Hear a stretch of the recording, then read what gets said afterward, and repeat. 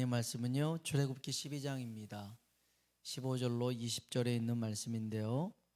출애굽기 12장 15절로 20절에 있는 말씀 한 절씩 서로 교독하겠습니다. 제가 먼저 15절 읽겠습니다. 너희는 이래 동안 무교병을 먹을지니 그 첫날의 누룩을 너희 집에서 제하라. 무릇 첫날부터 일곱째 날까지 유교병을 먹는 자는 이스라엘에서 끊어지리라.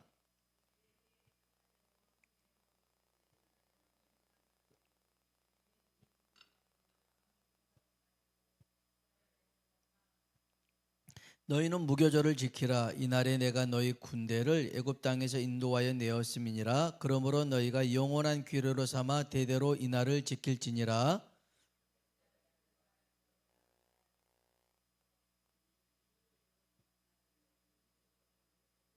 이래 동안은 누룩이 너희 집에서 발견되지 아니하도록 하라. 무릇 유교물을 먹는 자는 타국인이든지 본국에서 난 자든지를 막론하고 이스라엘 회중에서 끊어지리니 너희는 아무 유교물이든지 먹지 말고 너희 모든 유하는 곳에서 무교병을 먹을지니라. 아멘. 아멘. 오늘 말씀은 출애굽기 12장 15절로 20절에 있는 말씀이죠. 여호와의 절기. 여러분, 절기라는 것은요, 히브리어로 모아딤이라는 단어가 써졌습니다. 모아딤이라는 말은 만나기로 약속한 시간을 모아딤이라고 합니다. 그러니까 성경에 하나님의 절기, 여호와의 절기라는 말이 써지면 무슨 말이냐면 그 절기를 통해서 하나님이 그 백성을 만나 주신다는 겁니다. 만나 주신다는 것. 여러분, 그래서 참 감사한 것은 우리에게 이렇게 정해진 예배 시간과 장소가 있다라고 하는 것은 참 복된 일인 줄로 믿습니다. 오늘은 무교절을 지켜라 이 말씀인데요.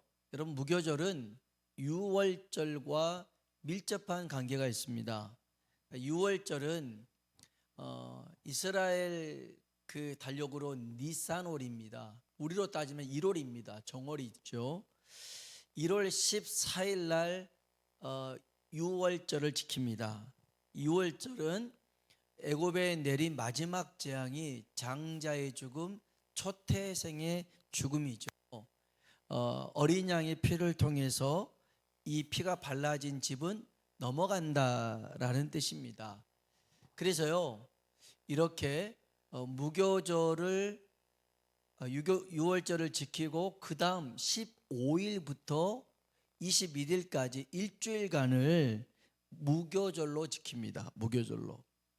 그러니까 유월절을 지키고 난 다음에 일주일간을 무교절로 지키는데, 이 무교절 첫날과 마지막 날은 성회로 지켰습니다. 성회가 뭐냐면 예배입니다. 집회입니다. 그래서 그날에는 아무 일도 하지 않고요, 첫째 날하고 마지막째 날은 예배만 드리면서 하나님께 집중했던 시기를 갖습니다. 근데 이 일주일 동안을 무교병을 먹습니다. 무교병. 그러니까 무교병은 뭐냐면 누룩이 들어가지 않는 빵을 무교병이라고 합니다. 그러니까 발효시키지 않는 반죽으로 만든 빵을 일주일 동안 먹는 것이죠. 만일 이 무교절 기간에 누룩이 들어간 유교병입니다. 그러니까 누룩이 들어간 그 빵을 유교병이라고 하는데, 아무튼 누룩이 들어간 빵이든 음식이든 먹으면 이스라엘 사람들 중에서도 죽고, 또 외국 이스라엘 사람들 중에 거하는 예국인들도 죽습니다. 그래서 모두 다 그 기간에 무교병을 먹어야 되는 그런 절기입니다. 그래서 출애굽기 12장 18절로 20절 한번 볼까요? 12장 18절로 20절 읽어봅시다. 첫째 달 그 달 열 나흔 날 저녁부터 21일 저녁까지 너희는 무교병을 먹을 것이요 이래 동안은 누룩이 너희 집에서 발견되지 아니하도록 하라. 무릇 유교물을 먹는 자는 타국인이든지 본국에서 난 자들을 막론하고 이스라엘 회중에서 너희는 아무 유교물이든지 먹지 말고 너희 모든 유하는 곳에서 무교병을 먹을지니라. 아멘, 아멘. 무교절은요, 이스라엘의 3대 절기 중에 하나입니다. 근데 출애굽할 때 아주 급박한 상황 속에서 발효되지 않는 반죽을 그냥 들고 나왔어요. 이 일은 하나님의 구원에 관한 그런 기념하는 절기인데, 한번 여기 볼까요? 출애굽기 12장 39절 한번 볼까요? 같이 한번 읽어봅시다. 그들이 애굽으로부터 가지고 나온 발교되지 못한 반죽으로 무교병을 구웠으니 이는 그들이 애굽에서 쫓겨남으로 지체할 수 없었음이며 아무 양식도 준비하지 못하였음이었더라. 아멘. 그러니까 애굽에서 쫓겨 나올 때 이 부풀지 않는 그 반죽 그대로 들고 와서 먹었다는 것이죠. 그래서 오늘 이 말씀 가운데 무교절을 지키라고 그랬는데 이 무교절의 의미를 오늘 살펴보고 다음에 이 무교절의 영적인 의미를 나중에 한번 살펴볼 건데요. 오늘 이 무교절의 그런 문자적인 그런 의미로 살펴본다면 첫 번째 하나님의 구원에 관한 그 일에 대해서는 누룩을 넣지 말라는 겁니다. 무슨 말이냐면 아까도 얘기했잖아요. 무교절의 시작은 6월절부터 사실은 시작된 거잖아요. 14일부터. 그래서 6월절은 하나님의 놀라운 구원의 사건입니다. 이 구원의 은총에 있어서 이스라엘 백성들이 했던 건 아무것도 없습니다. 하나님이 그렇게 어린 양을 잡아서 피를 발라서 그 피를 볼 때 넘어갔잖아요. 우리를 구원하실 때 하나님이 모든 것을 다 준비하셔서 예수 그리스도를 이때에 맞춰 오시게 하셨다가 우리 죄를 위해서 죽으시고 우리를 의롭다 하시려고 부활하신 그 모든 것들, 우리의 구원은 전적인 하나님의 은혜인 줄로 믿습니다. 그래서 무교절은 오직 하나님께 감사와 영광을 돌린다는 것이죠. 누룩을 넣는다라는 말은 부풀린다는 것입니다. 부풀리는 거예요. 하나님이 하신 구원의 역사에 내가 뭔가 넣는다는 것, 내가 뭔가 들어간다라고 하는 것은 있을 수가 없어요. 우리가 아무리 큰 봉사를 하고 헌신을 했어도 하나님의 구원 앞에 그것은 아무것도 아니라는 거예요. 그 누룩을 넣을 필요가 없더라는 거예요. 그 누룩을 넣는다라고 하는 것, 하나님의 그 구원을 오히려 변질시키고 오염시킬 수 있어요. 그래서 자칫 하나님이 다 하신 구원을 내가 거기다가 좀 헌신했다고 봉사했다고 자기 의를 강조하면서 자기를 나타낸다고 하는 것은 그건 거짓말이고 위선이고 교만이라는 거예요. 구원은 전적인 하나님의 은혜인 줄로 믿습니다. 하나님의 은혜예요.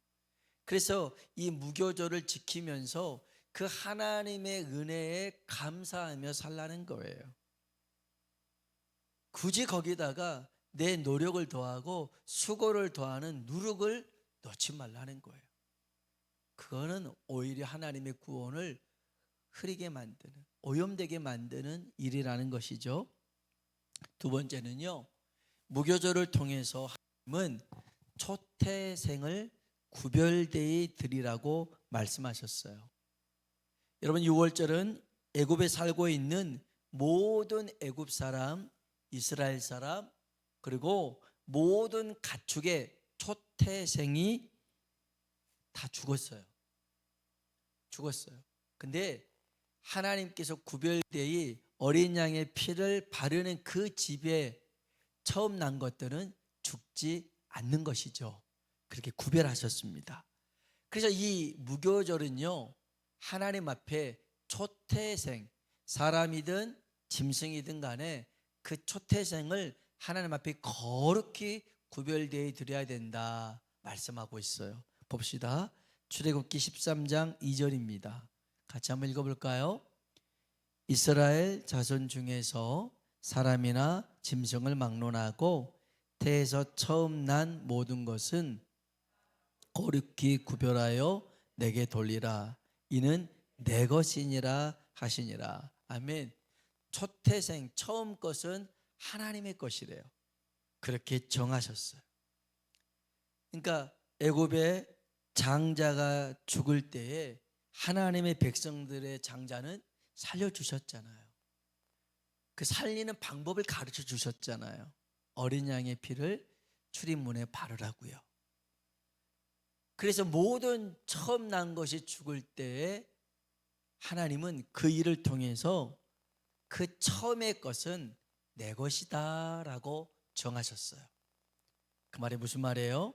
하나님은 생사화복을 주장하시며 모든 것의 주인 되신다라는 것입니다. 처음 것을 하나님 앞에 드림으로 우리의 인생 모든 것은 하나님께로부터 온 것입니다 라고 하는 고백이 있죠. 이게 초태성을 구별해라 그런 의미였고요. 그래서 그 의미는 우리의 모든 삶의 우선순위는 하나님이라는 겁니다. 하나님이라는 거예요. 그리고 초태성을 구별되어 드리라는 것은 그 하나님께 가장 귀한 것을 드리라는 것이죠. 그러니까 사실은 그 처음 열매가 어찌 보면 나중 것보다 더 안 좋을 수 있지만 하나님은 처음 거는 내 것이다 라고 그렇게 말씀하시면서 가지고 오라는 거예요. 처음 게 귀하잖아요. 몇 해 전에 우리 이제 교회 옆에 그 예전에 그 안수 집사님이 사셨는데 돌아가셨는데 그분이 감나무를 심으셨어요. 그래가지고 어느 날 그 돌아가신 안수 집사님 부인 권사님이 감을 가지고 왔더라고요. 그래서 편지를 썼어요. 목사님, 저희 집사가 심어놓은 감나무에서 첫 감나무가 감이 열렸어요. 그래서 첫 열매를 수확해서 드립니다 하고 갖고 왔더라고요. 갖고 왔어요. 근데 예쁘거나 잘생기거나 그러진 않았어요. 근데 그 의미가 첫 수확이 그 나무를 심어놓고 첫 번째 수확을 가져온 거예요. 의미가 있잖아요. 굉장히 고맙고 감사한 일이잖아요. 그러니까 처음 것은 내 것이다라고 하는 것은 그 처음 열매를 하나님 앞에 드림으로 하나님이 우리 인생의 주인입니다. 하나님이 내 삶의 주인입니다. 그 하나님 앞에 가장 귀한 것을 드린다는 거예요. 이것을 언제 했어요? 무교절 때 하는 거였어요. 무교절 때. 그 6월절에 처음 난 모든 것들이 죽었을 때 그 일을 통해서 하나님만이 진정한 우리의 삶의 주인이십니다. 그 고백 속에 드려졌던 게 바로 이 초태생의 의미였더라는 것이죠. 이렇게 이제 무교절을 지킵니다. 일주일 동안 그 누룩 넣지 않는 빵을 먹으면서 하나님의 구원에 감사하고 또 우리의 모든 것은 하나님께로부터 주어졌습니다. 이렇게 고백하는 것이죠. 놀라운 사실은요, 하나님은 구원 받은 자녀를 하나님의 군대로 부르신다라는 것입니다. 봅시다. 출애굽기 12장 17절입니다. 12장 17절 읽어볼까요? 너희는 무교절을 지키라. 이날에 내가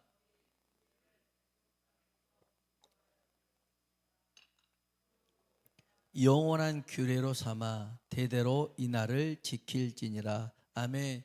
너희는 무교절을 지키라. 이날에 내가 너희 군대를 애굽 땅에서 인도하여 내었습니다. 그랬습니다.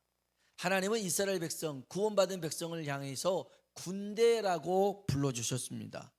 여러분, 출애굽한 사람들이 무슨 군대입니까? 오합지졸이었습니다. 그들은요, 전쟁을 한 번도 해본 적이 없었어요. 싸워본 적이 없었단 말이에요. 그 다음에 그들의 손에는 무기라는 게 하나도 없었어요. 칼도 없었고 뭐 창도 없었고 기껏해야 삽자루나 막 이런 거밖에 없었단 말이에요. 곡괭이밖에 없었단 말이에요. 무기가 없었어요. 그리고 그들은 인생을 자기 주도적으로 살아본 사람이 없었어요. 그들은 애굽에서 있을 때 노예로 있었단 말이에요. 종으로 있었어요. 그러니까 애굽 사람이 시키는 일만 하고 주는 것만 받아 먹었던 사람들이에요.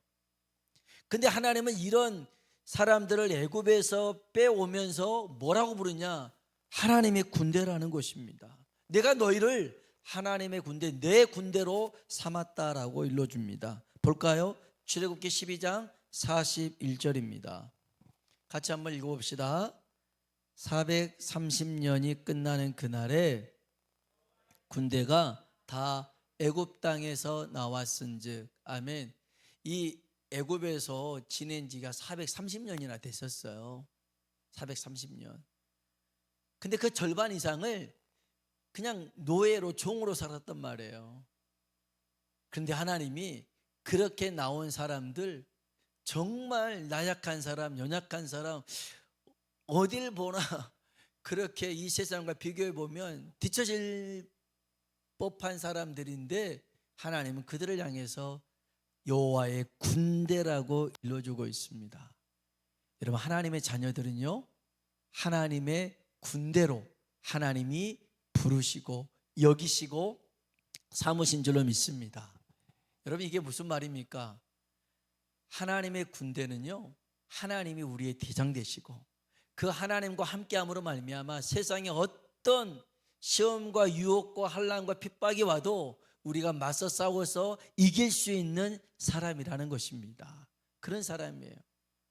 그래서 마태복음 16장에 보면 베드로가 예수님을 향해서 주는 그리스도시요 살아계신 하나님의 아들입니다 고백하잖아요. 그래서 그 베드로에게 천국 열쇠를 주면서 또 하나, 내가 내 반석 위에 교회를 세우리니 음부의 권세가 이기지 못하리라 그러잖아요. 음부의 권세, 악한 마귀가 공격에도 버텨내는 그런 것이 교회다, 그런 의미만 아니고 오늘을 보면 온수 마귀의 대문이 너희 공격을 이겨내지 못하리라, 그런 뜻이에요. 그러니까 여러분, 마귀가 우리를 막 공격해 올 때 그것을 막기에 방어하기 급급한 존재들이 우리가 아니라 온수 마귀와 맞서 싸워서 이길 수 있는 존재가 누구냐? 하나님의 백성 그리스도의 사람인 줄로 믿습니다. 그렇게 우리를 부르셨단 말이에요. 더 놀라운 사실은 에스겔서 37장에 보면 에스겔이 한 산 가운데 그 어느 골짜기를 갔는데요, 뼈들이 엄청 많았어요. 그 뼈의 상태를 보니까 심히 말랐더라라고 표현했어요.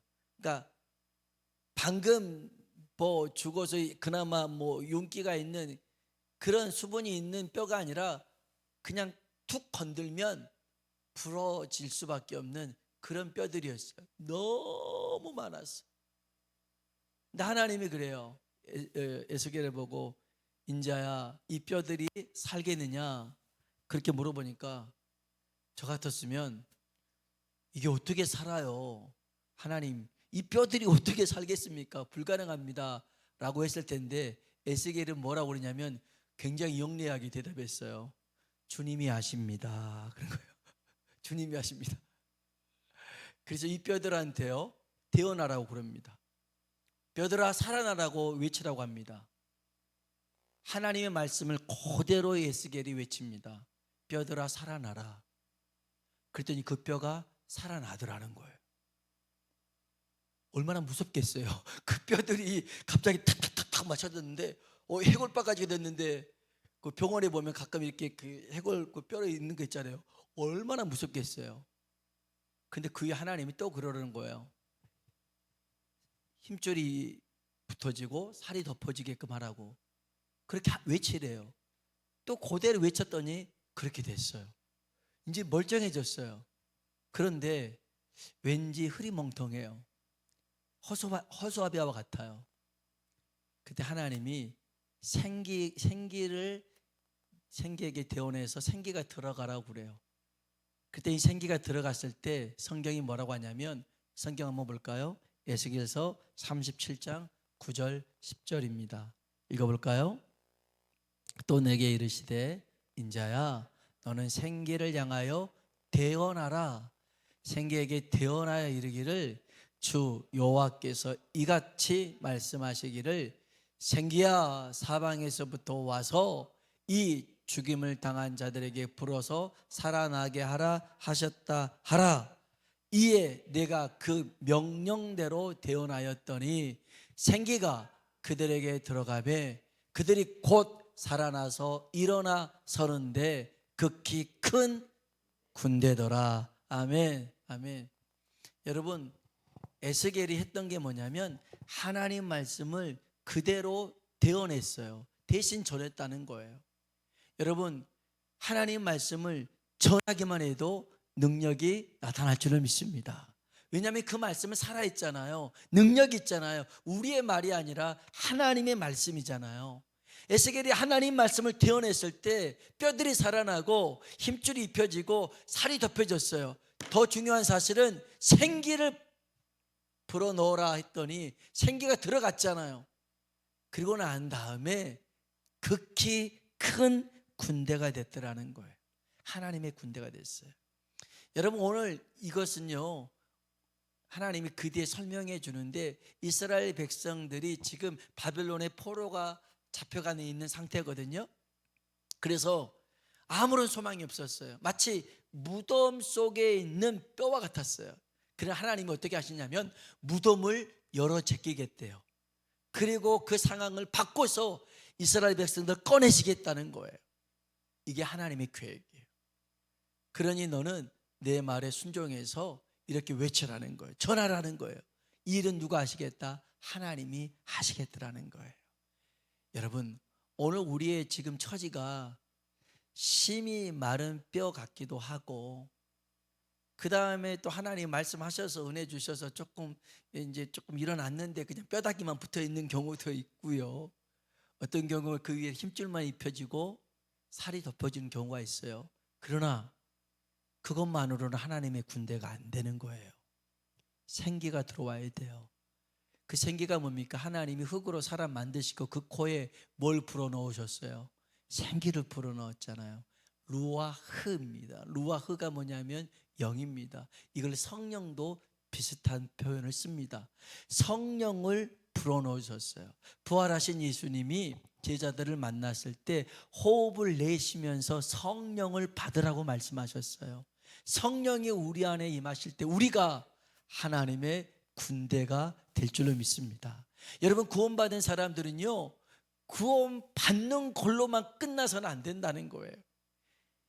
출애굽한 이스라엘 백성들을 하나님의 군대라고 불러주시잖아요. 구원받는 우리를 이제는 하나님의 군병으로, 군대로 삼아서 하나님의 일들을 펼쳐 나아가야 될 줄로 믿습니다. 그래서 오늘 이 무교절을 지키라는 의미는 바로 그거예요. 이 무교병을 먹으면서 구원은 전적인 하나님의 은혜입니다 라고 고백하는 거예요.